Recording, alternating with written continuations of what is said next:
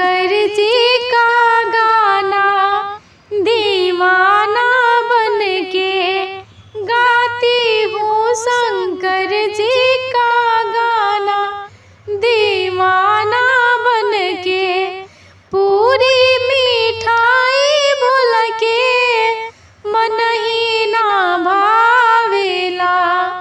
पूरी मिठाई भूल के मन ही ना भावेला।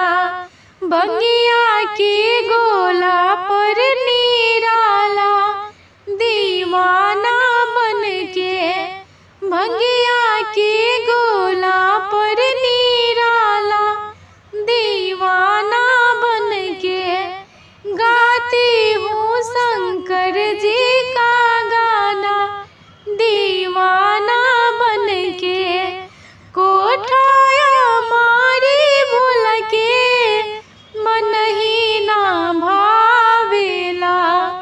कोठाया मारी भूल के मन ही ना भावेला।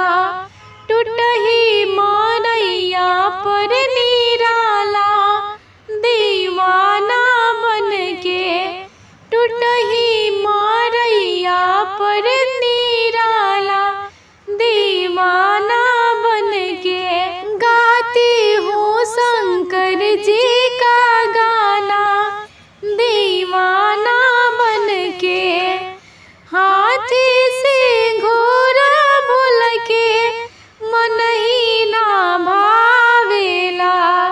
हाथी से घोड़ा भूल के मन ही ना भावेला। बस हाँ बैल पर निराला दीवाना बन के बस हाँ बैल पर निराला दीवाना बन के गाती हूँ। शंकर जी